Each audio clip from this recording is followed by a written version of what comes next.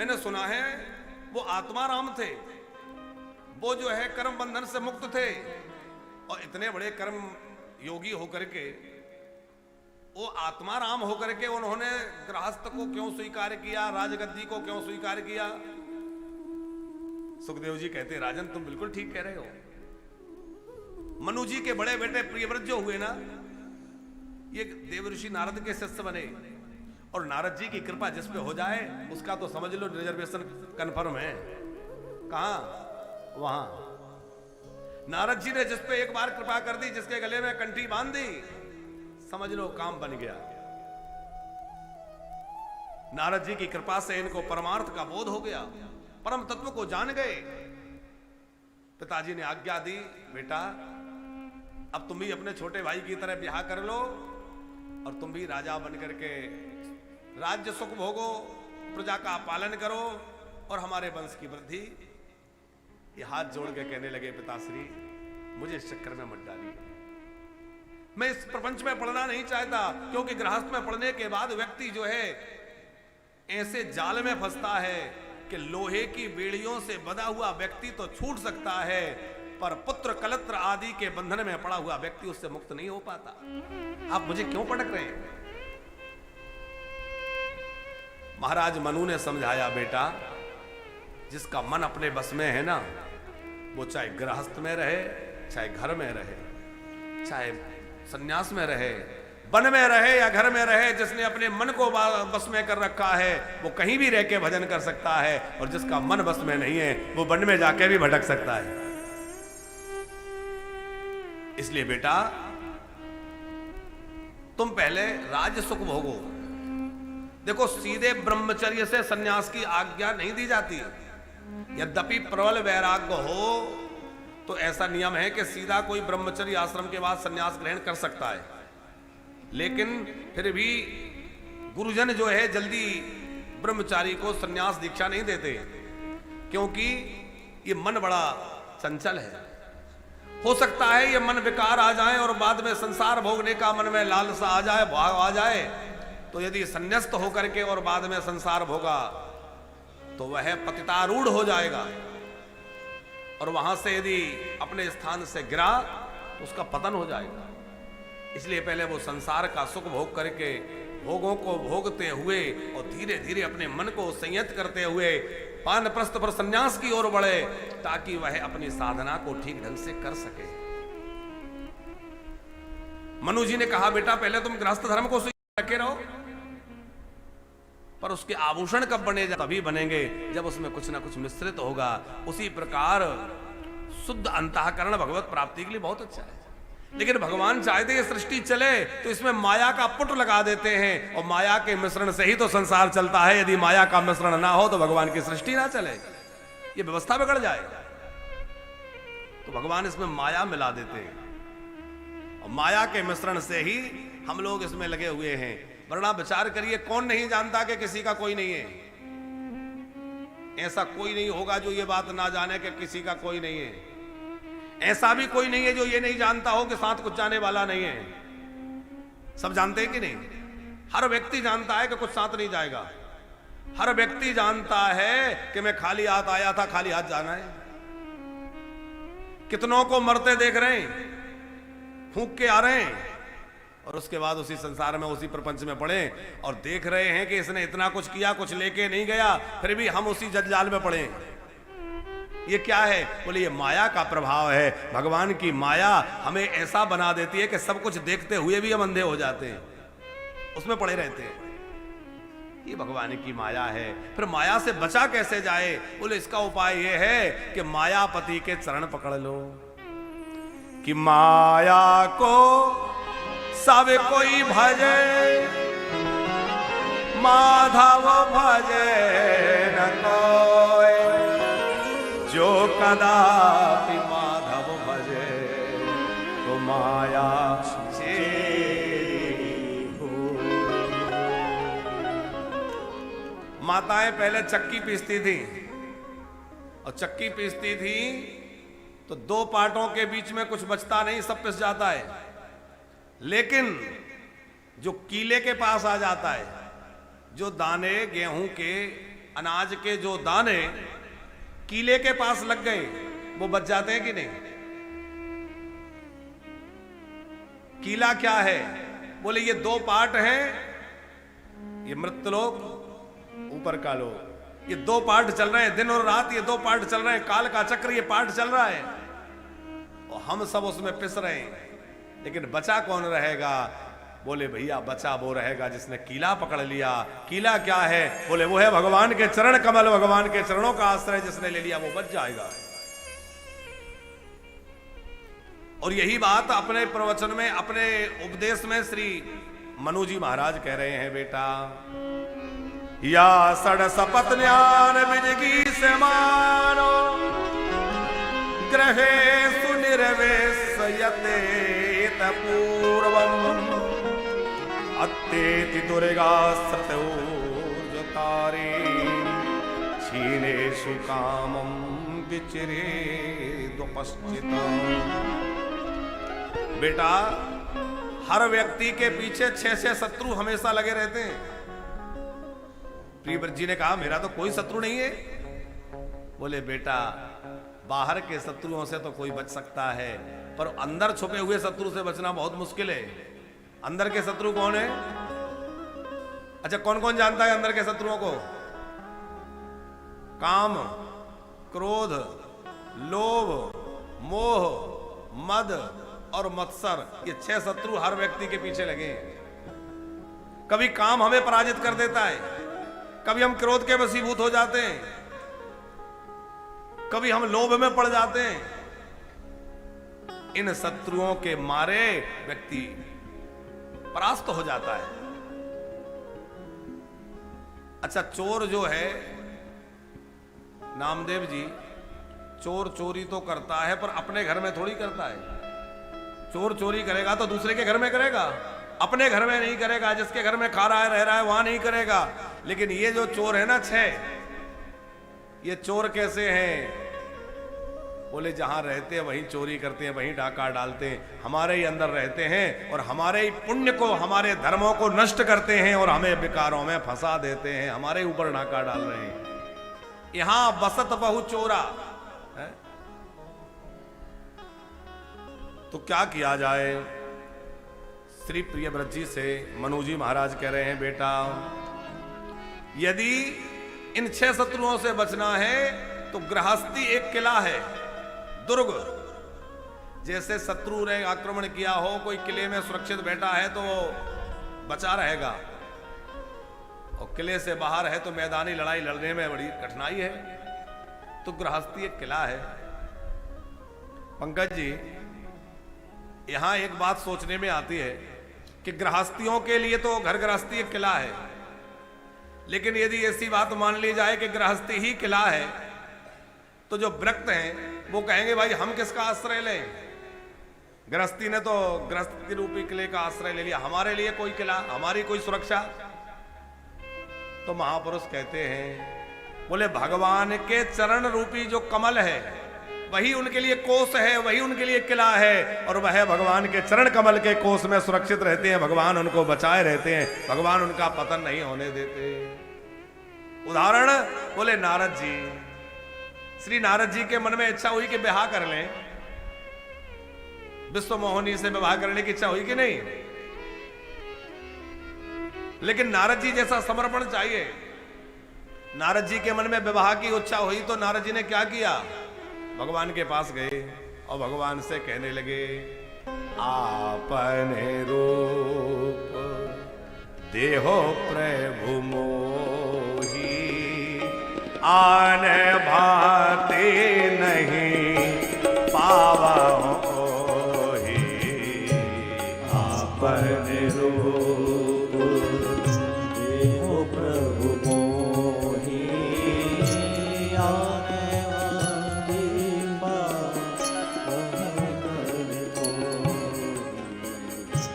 आपने रूप देहो प्रभु मोही,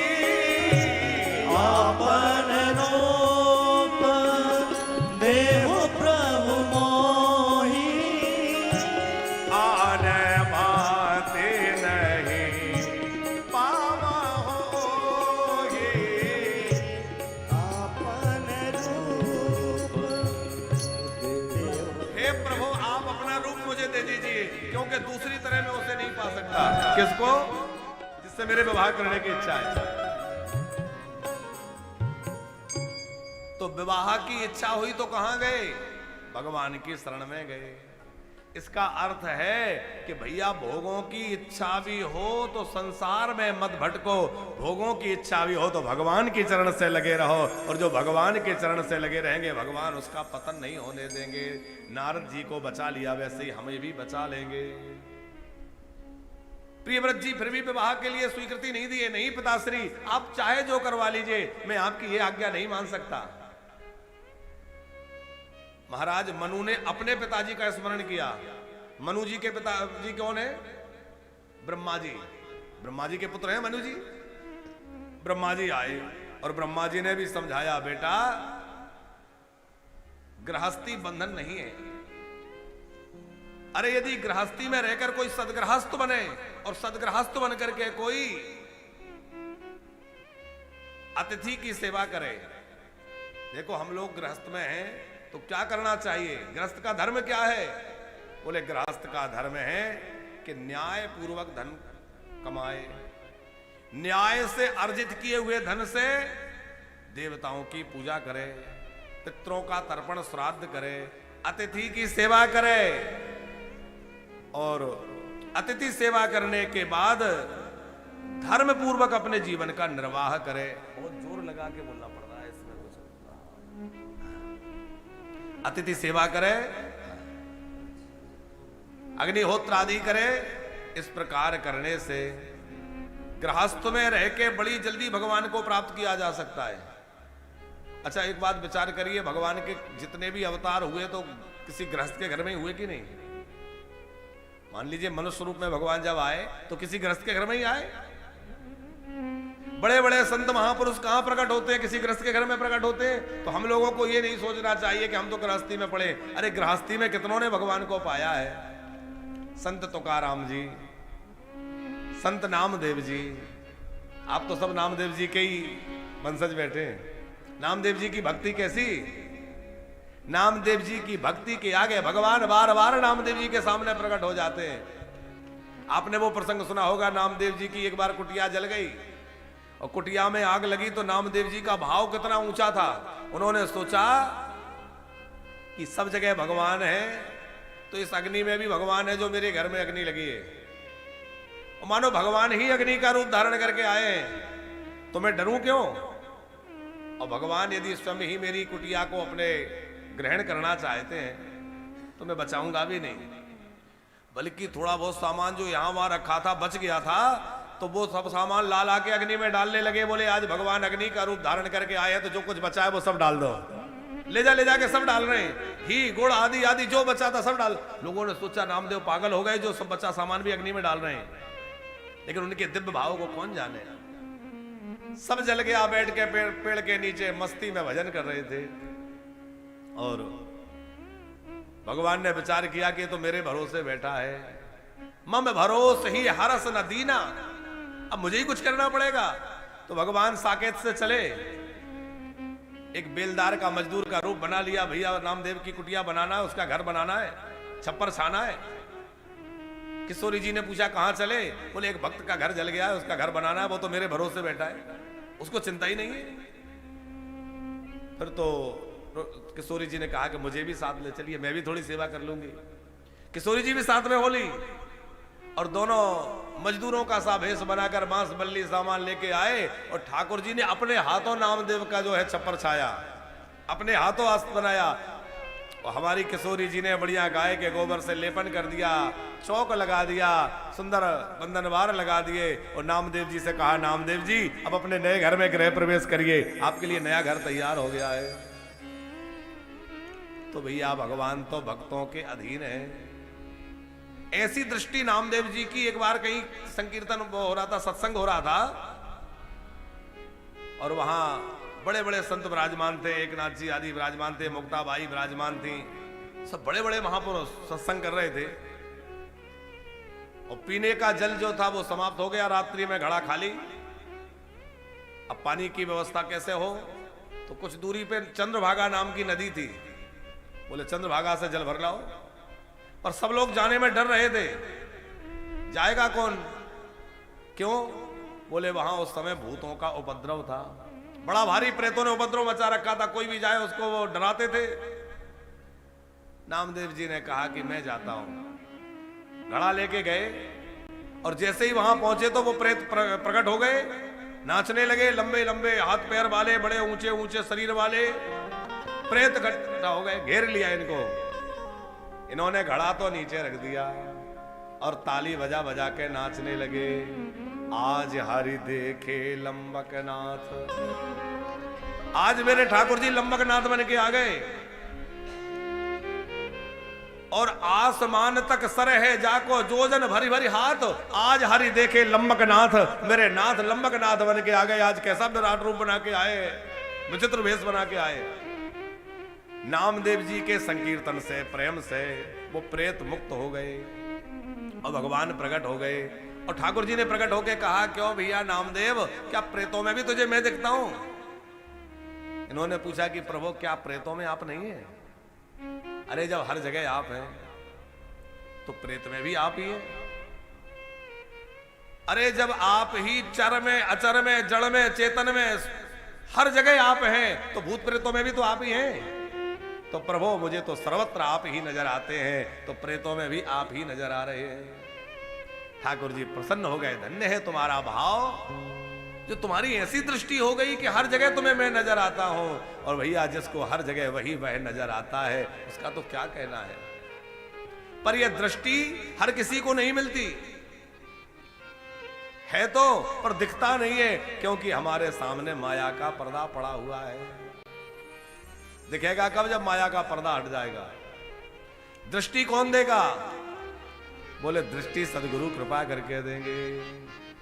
श्री गुरु पद नख मणिगण ज्योति, श्री गुरु पद नख मणिगण ज्योति, श्री गुरु पद नख मणिगण ज्योति, श्री गुरु पद नख मणिगण ज्योति, सोमरन देव दृष्टि होती, सोमरत देव दृष्टि होती। श्री गुरुदेव भगवान के नक्षचरण का ध्यान किया जाए तो हमारी दृष्टि दिव्य बने, और दृष्टि दिव्य बने तो हमें सब वंदनीय लगने लग जाएगा। अभी हमें सब निंदनीय लग रहे हैं, हर जगह दोष दिख रहा है। तो ये मत समझो संसार बुरा हो गया है, बल्कि ये समझो कि हमारी आंखें खराब हो गई हैं। हमें कहीं कोई अच्छा नहीं नजर आ रहा है। महापुरुषों में भी दोष दिख रहे हैं, संतों में भी दोष दिख रहे हैं, समाज में भी दोष दिख रहे हैं। इसका मतलब ये नहीं सारी दुनिया खराब हो गई, इसका मतलब ये समझना हमारी आंखें खराब हो गई। क्योंकि यद दृष्टम तद सृष्टम, जैसी दृष्टि होगी वैसी सृष्टि होगी। हमें अपनी दृष्टि को बदलना होगा है? जिसकी दृष्टि में दिव्यता होगी उसको सब जगह अच्छा नजर आएगा। अच्छा एक बात हम आपसे पूछे, कई लोग कहते हैं कि संसार बहुत बुरा है, दुनिया बड़ी बुरी है, दुनिया बुरी है। लोग कहते हैं कि नहीं नामदेव जी, अरे ये संसार बड़ा बुरा, संसार बड़ा बुरा। संसार बुरा है ऐसा कहने में क्या भगवान की निंदा नहीं होती? कोई चित्र आप देखें और चित्र देख करके कहें कह रहे ये चित्र बहुत बुरा बना है, चित्र बढ़िया नहीं बना, ये चित्र खराब है, तो आप ये बताओ चित्र की निंदा है कि चित्र बनाने वाले चित्रकार की निंदा हुई? किसकी निंदा हुई? चित्रकार की, कि चित्रकार को बढ़िया चित्र बनाना नहीं आया। यदि उसको बढ़िया चित्र बनाना आता होता तो चित्र अच्छा होता। इसका मतलब है कि यदि हम कहें कि दुनिया अच्छी नहीं है, इसका मतलब भगवान को, जगदीश को जगत बनाना नहीं आया। यही बात मानी जाएगी कि नहीं? जगत तो बहुत अच्छा है, हमें जगत में रहना नहीं आया साहब। जगत में रहना आ जाए तो बात बन जाए। कैसे रहे? बोले जैसे पानी में नाव रहती है। अच्छा आप विचार करके बतलाइए, नाव को पानी से अलग कर दिया जाए तो नाव की कोई उपयोगिता रहेगी? नाव का क्या करेंगे? नाव जो है, नौका जो है, नौका का प्रयोग पानी में ही होगा, तभी वो काम में आएगी। लेकिन नौका पानी में रहे तब तक तो पार लगाने वाली है, और पानी नौका में आ जाए डूब जाएगी। उसी प्रकार हम संसार में रहें, क्योंकि हमें भगवान ने संसार में भेजा है, हम संसार में रहें। लेकिन संसार जिस दिन हमारे अंदर आ जाएगा, उस दिन भैया हम भी संसार में डूब जाएंगे। यदि डूबना नहीं है तो संसार में रहो, पर संसार को अपने अंदर मत रखो। अंदर किसको रखो? बोले अंदर तो रमण बिहारी को रखो, बांके बिहारी को रखो, है मनमोहन को आंखों में बसा के रखो, ठाकुर जी को रखो अंदर। तो किसको रखें? आहा, कि मन मोहन तुझे रिझाओ, हो तो है नित नए लाड़ लड़ाओ, बसा के तुझे नए नैनों में,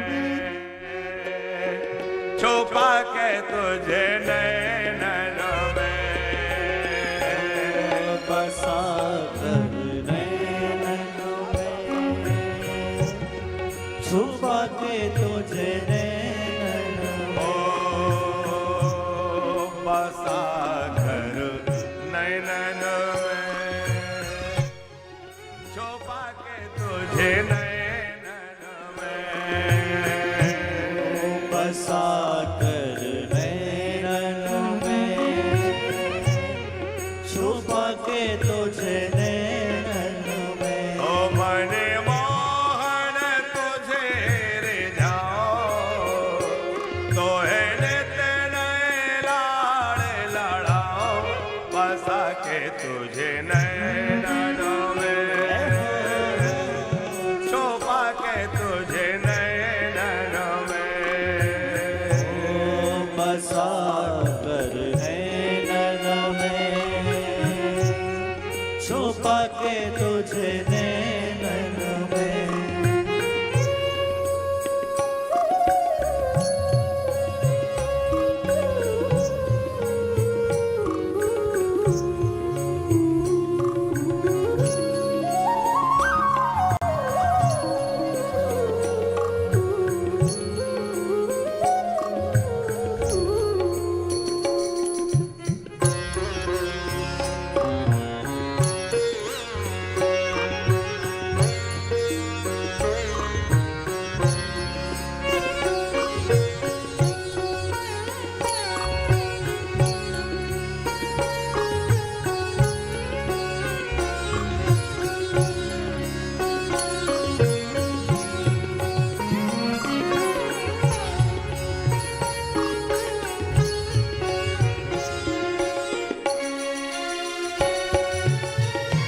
गीत बन जाओ तेरी बांसुरी के स्वर का,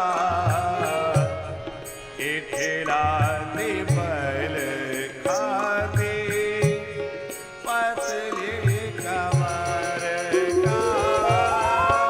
गीत बन जाओ तेरे बांसुरी के स्वर का, इठलाते भले खाते पतली कमर का। ओ पीला पटका बन जाओ, तो है नित नए लाड़ लड़ाओ, बसा के तुझे नैनों में, छुपा के तुझे नैनों में, बसा कर नैनों में, छुपा के तुझे नैनों में। ओ मने मोहन तुझे रिझाओ, तो है नित नए लाड़ लड़ाओ, बसा के तुझे नैनों में, छुपा के तुझे नैनों में, बसा कर नैनों में, छुपा कर जरा तुझे ताली सेवा करते हुए श्री राधे।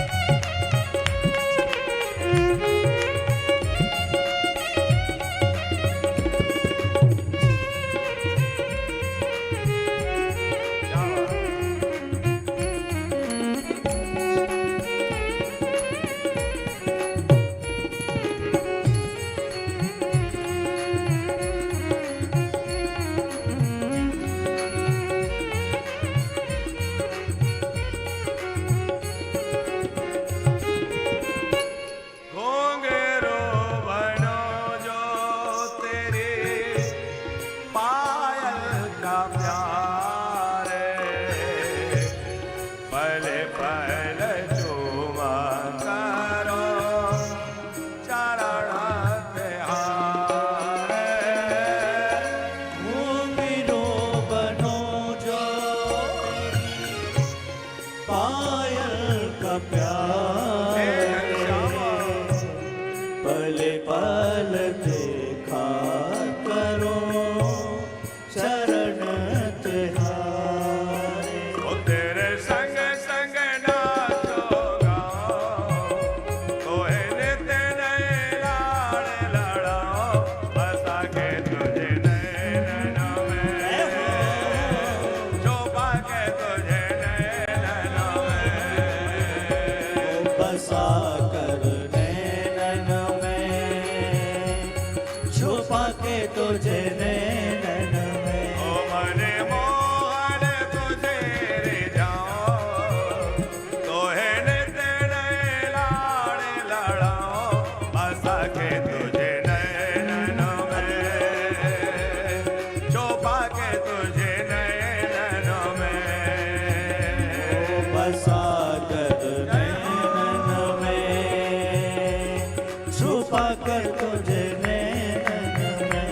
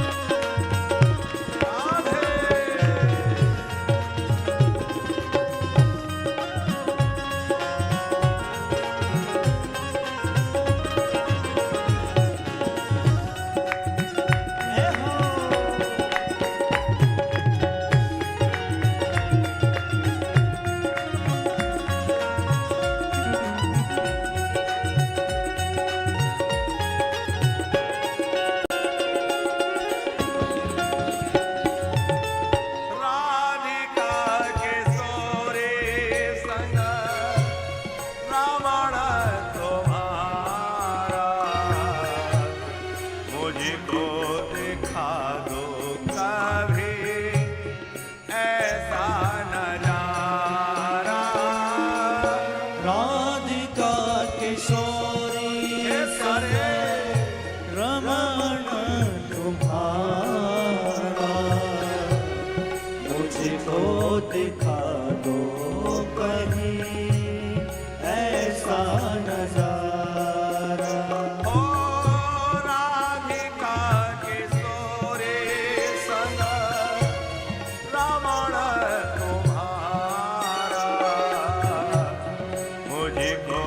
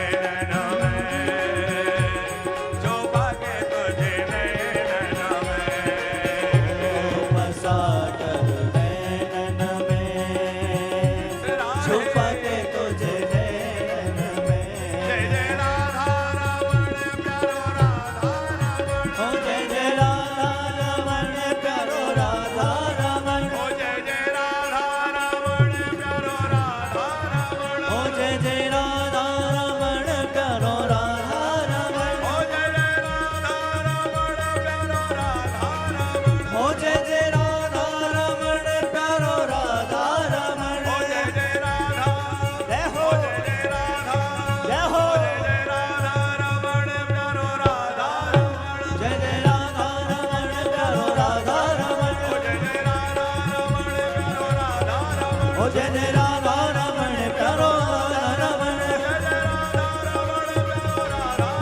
ओ जय राधा रमण प्यारो राधा रमण ओ जय राधा रमण प्यारो राधा रमण जय राधा रमण प्यारो राधा रमण जय जय श्री राधा जय जय श्री राधा जय जय श्री राधा बसा के तुझे नैनन में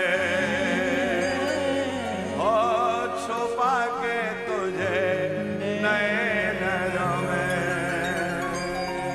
बसा तुझे नैनों में छिपा कर तुझे नैनों में बोल वृंदावन बिहारी लाल की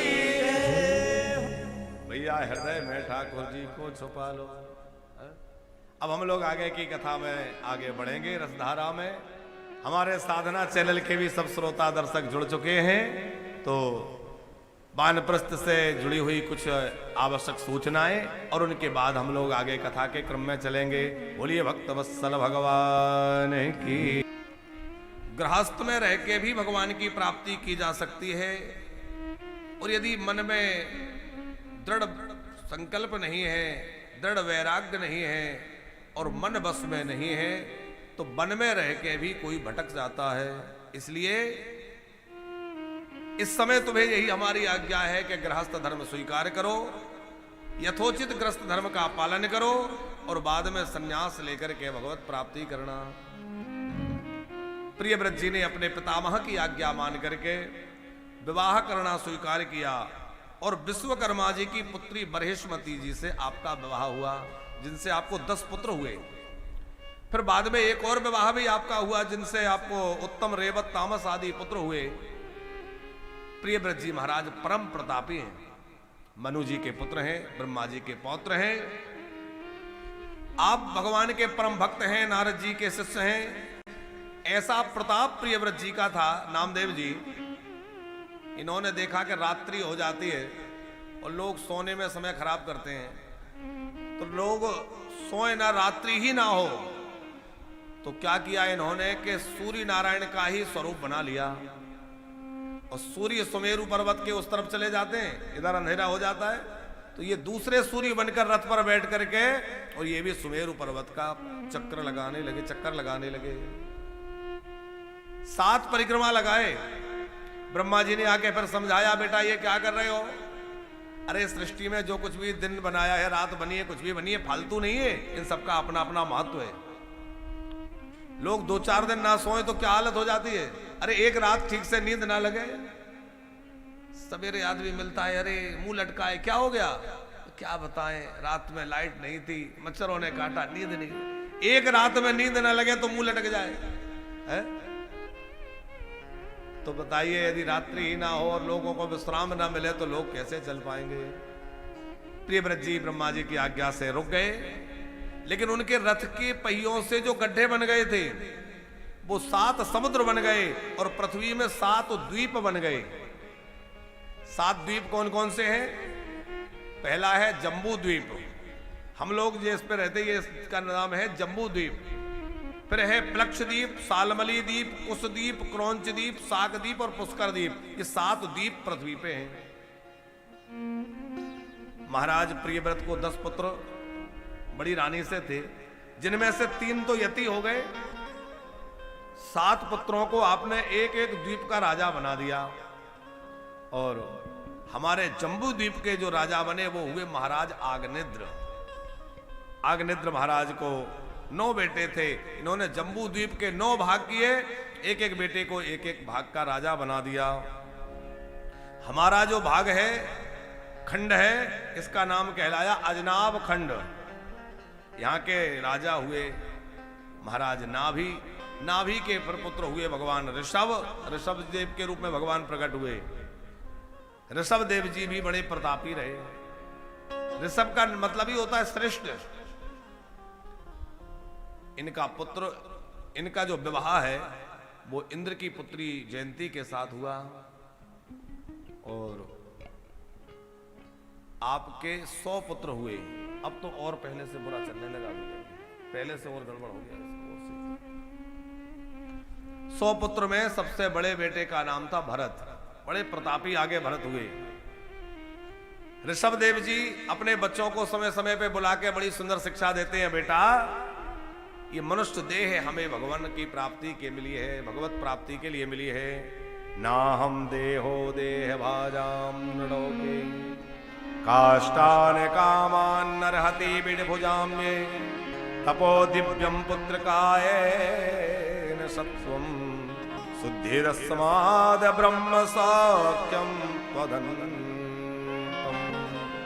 बेटा ये हमें मनुष्य देह मिली है भगवान की प्राप्ति के लिए।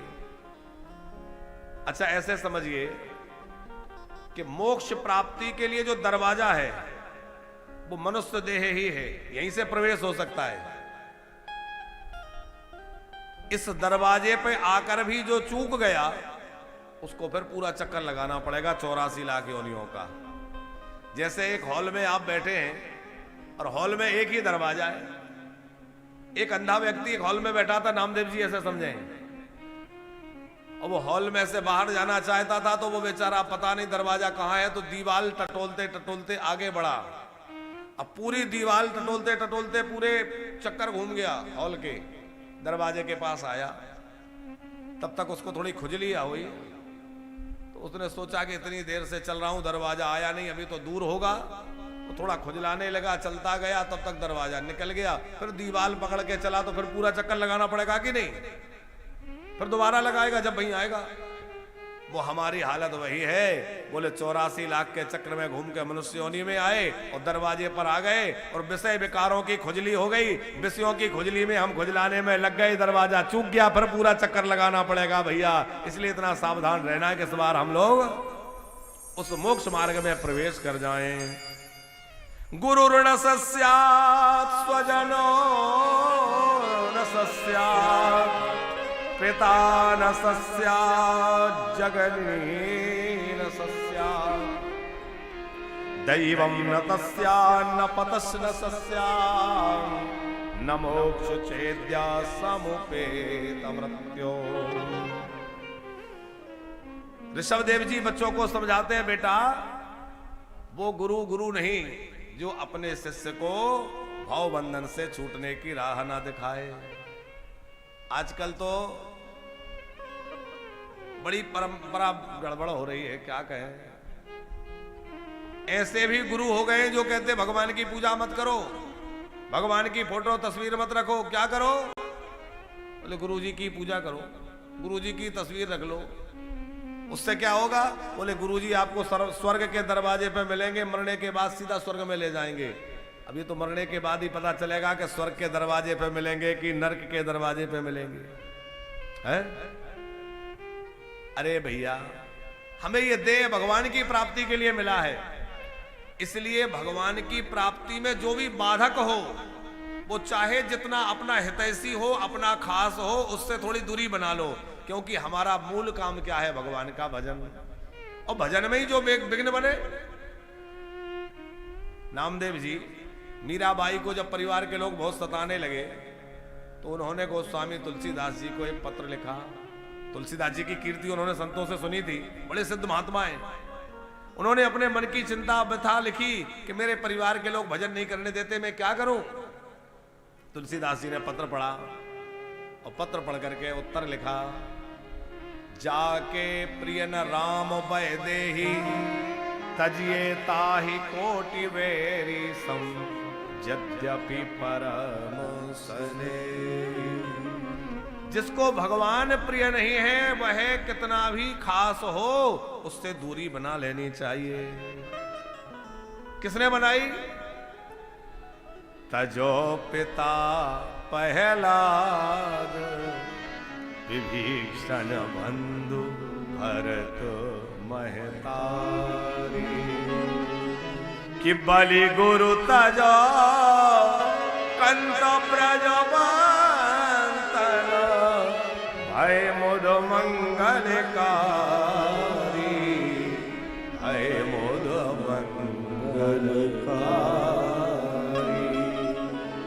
तजो पिता प्रहलाद। अरे पिता तो किसी भी अवस्था में पिता का त्याग नहीं करना चाहिए, लेकिन यदि पिताजी कहें कि भगवान का नाम लेना छोड़ दो तो पिता की सारी आज्ञा बिना विचार के मानना चाहिए। माते पिता गुरु प्रभु की वाणी और बिना ही विचार करो सो जानी।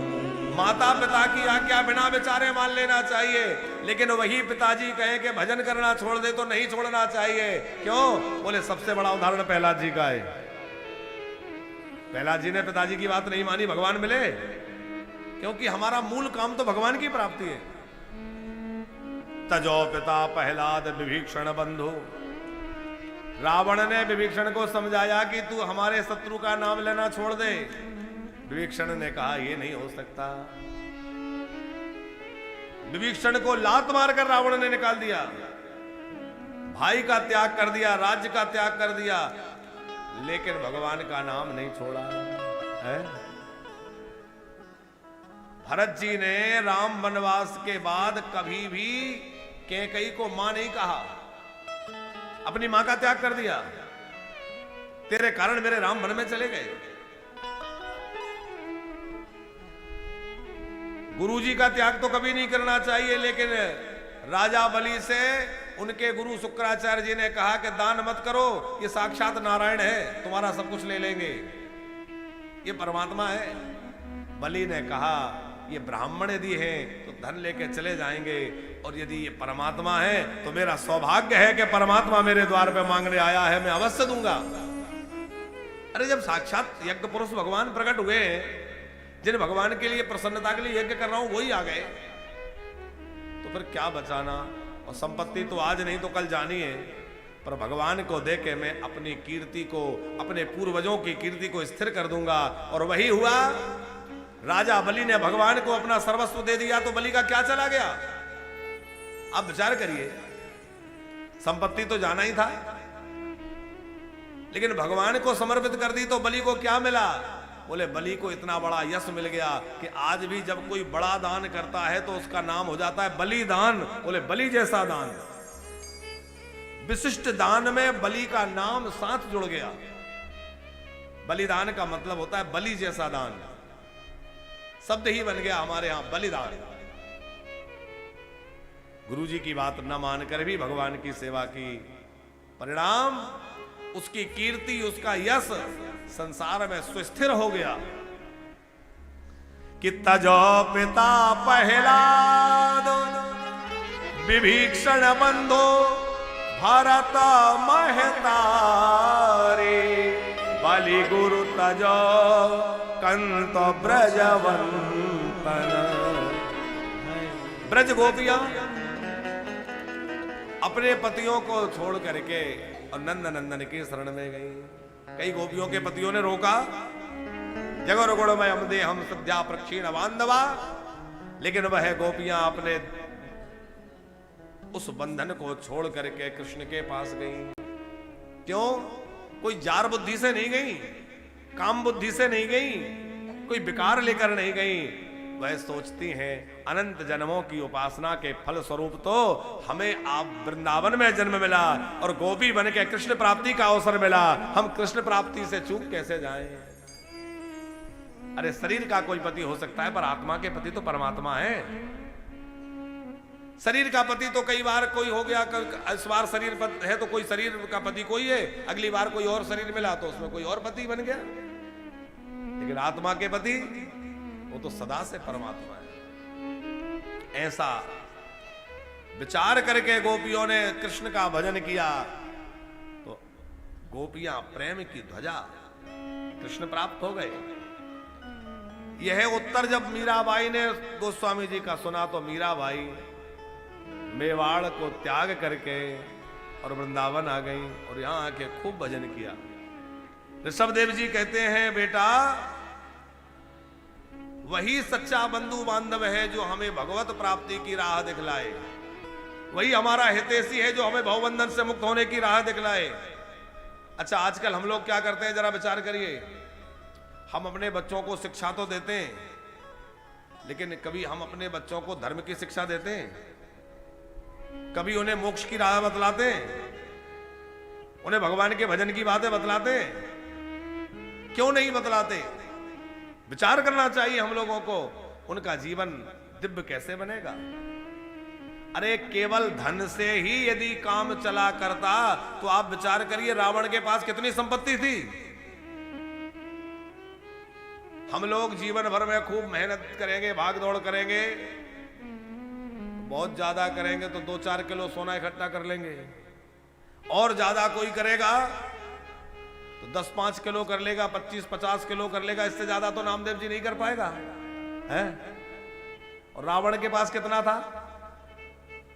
पूरी लंका सोने की थी, और जिस रावण की पूरी लंका सोने की थी वो रावण भी भैया परास्त हो गया। और आज उसका कोई नाम आदर से लेता है? कोई सम्मान से लेता है? हर वर्ष जलाया जा रहा है। क्यों? क्योंकि उसका आचरण अच्छा नहीं था। हम अपने बच्चों को केवल संपत्ति जुटाने की विद्या पढ़ाएं और धर्म की शिक्षा ना दें, उनको आदर्श पुरुष ना बनाएं, तो भैया उनका सर्वांगीण विकास नहीं होगा। उनका विकास तभी होगा जब धर्म की शिक्षा दें। हम बार बार निवेदन करते हैं, बच्चों को आप खूब अंग्रेजी पढ़ाइए, आधुनिक शिक्षा दीजिए, डॉक्टर बनाइए, इंजीनियर बनाइए, वैज्ञानिक बनाइए, प्रोफेसर बनाइए, कुछ भी बनाइए, लेकिन इससे पहले उनको एक अच्छा इंसान बनाइए। कम से कम वो एक अच्छा इंसान बन जाए। बच्चे को डॉक्टर इंजीनियर बनाने से पहले एक बढ़िया इंसान बना दीजिए। कम से कम उसमें मानवता हो, है? इंसानियत हो। ऋषभ देव जी बच्चों को बुला के भगवत प्राप्ति की राह दिखला रहे हैं। आजकल के माता पिता क्या करते हैं? हमारे गोस्वामी जी ने तो सारी बातें मानस में लिख दी। माँ तो पिता बाल कहीं बुलाए, माँ तो पिता बाल कहीं बुलाए, उदर भरे सोई, उदर भरे सोई ज्ञान सिखाए, माँ तो पिता बाल कहीं बुलाए, मात पिता बाल कहीं बुलाए। माता पिता बच्चों को केवल वही विद्या पढ़ा रहे हैं जिससे उनका पेट भर जाए। पर ध्यान रखना, पेट तो पशु भी भर रहे हैं, पेट तो पक्षी भी भर रहे हैं, और हमने भी पेट ही भरा तो क्या बड़ा काम कर लिया साहब। अरे बड़प्पन तो तब है जब हम गोविंद की प्राप्ति कर लें, इस मानव देह से कुछ कल्याण के काम कर लें, समाज की सेवा कर लें, दीनहीनों की सेवा कर लें, इस शरीर किसी के काम आ जाए। हाथी के मरने के बाद उसके दांतों से बड़ी सुंदर सुंदर खिलौने बनते हैं। हिरण के मरने से उसके सींग, उसका चर्म काम आ जाता है। सब पशुओं की चमड़ी, हड्डी कुछ ना कुछ काम आ जाती है, लेकिन हाय रे मनुष्य मरने के बाद कुछ काम आने वाला नहीं है। और मरने के बाद तो काम नहीं आएगा भैया, जीते जी किसी के काम आ जाओ, आपकी जिंदगी किसी के काम आ जाए, भगवान बहुत खुश होंगे। हैं? बच्चों को परमार्थ के मार्ग पे चलना सिखाओ, धर्म की शिक्षा दो। धर्म जीवन में रहेगा तो सदाचार रहेगा, संयम रहेगा, शिष्टाचार रहेगा। ऋषभ देव जी ने बहुत सुंदर शिक्षा दी, और उसके बाद अपने बड़े बेटे को राज्य देकर के ऋषभ देव जी वन में चले गए। इनके ज्येष्ठ पुत्र का नाम भरत सम्राट बने। ऋषभ देव जी ने वहां दावाग्नि में अपने देह को दग्ध करके भगवत पद की प्राप्ति कर ली, और चक्रवर्ती नरेश हुए महाराज भरत। बड़ा सुंदर राज्य था। विश्वरूप की पुत्री पंचजनी से आपका विवाह हुआ था, जिससे आपको 5 पुत्र थे। बड़े पुत्र का नाम सुमति, जिनकी बड़ी सुंदर मति, सुमति। भरत जी तो पिताजी की बातों को याद करते रहते, हर समय नाम जप में भजन में डूबे रहते। इनका राजकाज में मन नहीं लगता था और बड़ी भक्ति में लगे हुए युवानी में ही वैराग्य इनको हो गया और अपने बड़े बेटे को राजा बना करके और युवा अवस्था में ही वन में चले गए। कथा आपने सुनी होगी, वहां गंडकी नदी के किनारे कुटिया बना के रहते थे। एक बार एक मृगी को पानी पीते हुए देख रहे थे। सिंह की दहाड़ से भयभीत उस गर्भिणी मृगी का प्रसव हो गया, मृत्यु हो गई। उसके द्वारा जो बच्चे ने जन्म लिया है उसको इन्होंने उठा लिया, उसकी रक्षा की, उसको स्वस्थ किया और धीरे धीरे इनका मन उसमें लगने लग गया। और मन कितना चंचल है, ये मन कैसा नीचे भागने वाला है। देखो इस मन की चंचलता के इतना बड़ा राज्य राजा ने त्याग दिया। जिन भरत जी को अपना साम्राज्य त्यागने में, अपनी पत्नी, पुत्र, परिवार, प्रजा, पैसा, प्रतिष्ठा त्यागने में देर नहीं लगी, उनको एक मृग में मोह हो गया। ये मन कहां फंस जाए भरोसा नहीं है, इसलिए मन से बड़े सावधान रहें। साधक को सदैव सावधान रहना चाहिए, ये मन कहां फंसा दे। नामदेव जी एक संत थे, वो संत जो है उनकी दाढ़ी कुछ कम आई थी। कई लोगों के दाढ़ी में बाल कम होते, छोटे छोटे दाढ़ी के वो थे, कम बाल थे। वो अपना भजन करते कुटिया में। उनकी कुटिया के पास से ही एक वेश्या की लड़की निकल के बकरी लेकर बकरी चराने जाती जंगल की तरफ। थी तो वेश्या की बेटी, छोटी बच्ची थी, अपनी बकरियों को लेकर जाती और बाबा जी को देख करके, वो महात्मा को देख करके उनकी हंसी करती। क्यों बाबा, अच्छा ये बताओ तुम्हारी दाढ़ी अच्छी कि मेरी बकरे की दाढ़ी अच्छी? बकरे को भी बाल होते।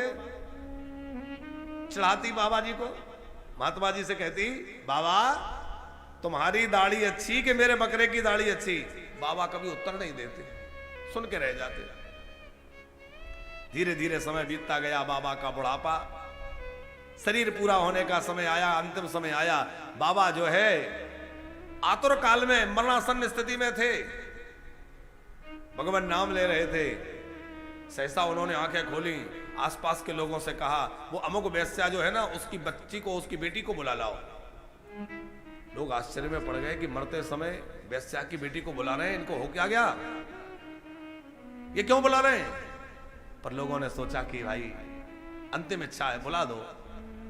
उस बच्ची को बुलाया और बाबा ने कहा बेटी तू बार बार पूछती थी ना कि मेरी दाढ़ी अच्छी कि तेरे बकरे की दाढ़ी अच्छी, तो आज मैं तुझे उत्तर दे रहा हूं कि तेरे उस पामर, उस विषयी बकरे से मेरी दाढ़ी लाखों गुना अच्छी है।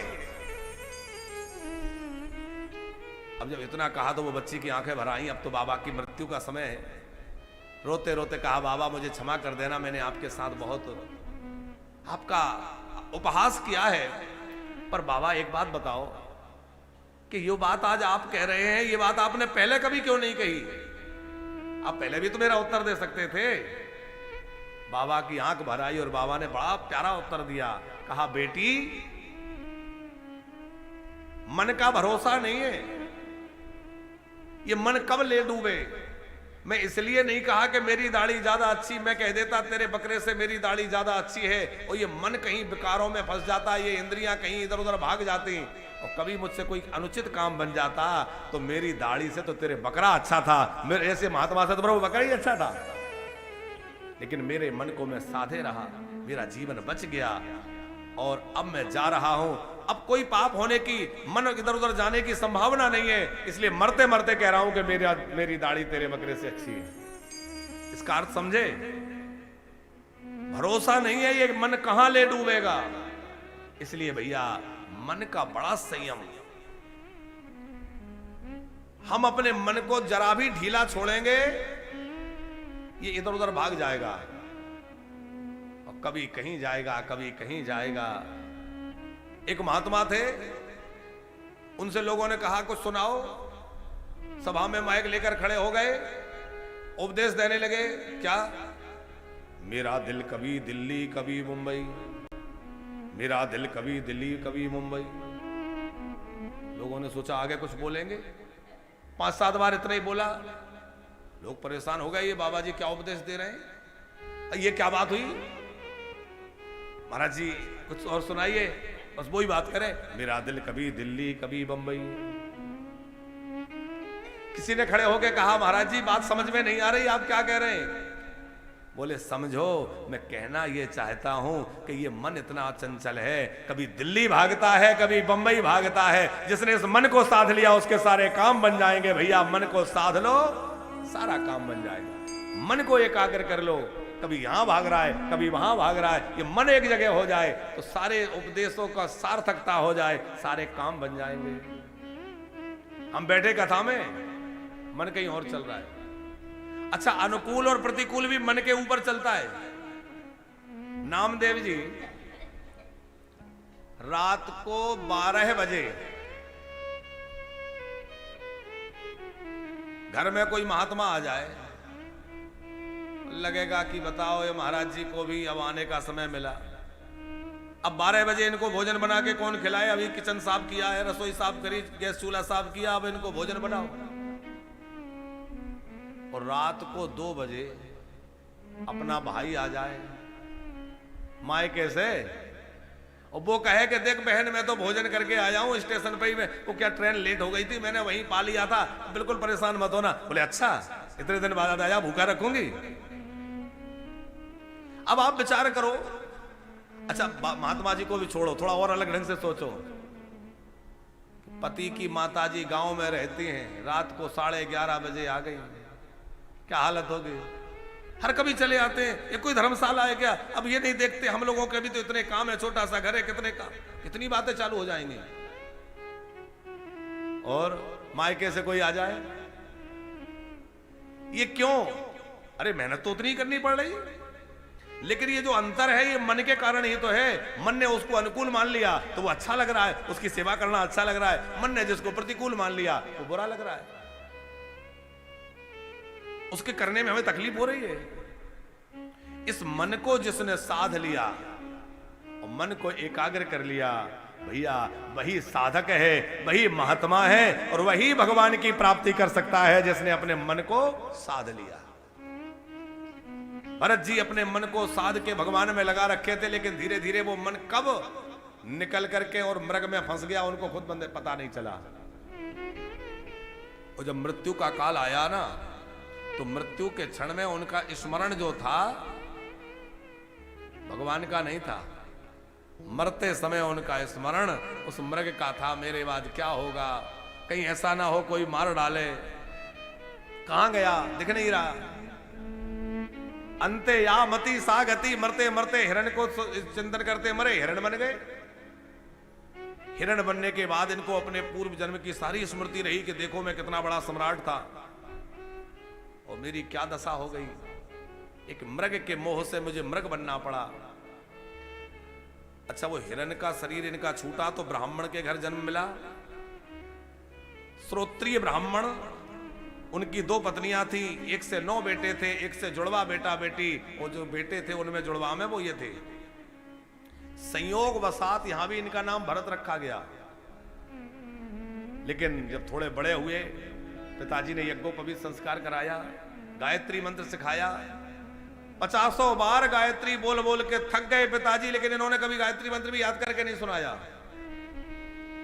कुछ वेद मंत्र सिखाना चाहा, संध्योपासना सिखाना चाहिए, लेकिन कुछ भी याद नहीं करके सुनाते। मूर्ख नहीं थे, बुद्धि इनकी जड़ नहीं थी, बुद्धि तो बड़ी प्रखर थी, लेकिन ये सोचते थे कि ये सब सुनाऊंगा, कल पिताजी कुछ और कहेंगे, फिर कुछ और कहेंगे, धीरे धीरे संसार में फंस जाऊंगा। अब मुझे संसार चक्र में नहीं फंसना है, अब तो मुझे केवल भगवान नाम जप करना है। तो मौन रह के केवल भगवत चिंतन और भगवत के भजन में लगे रहते हैं।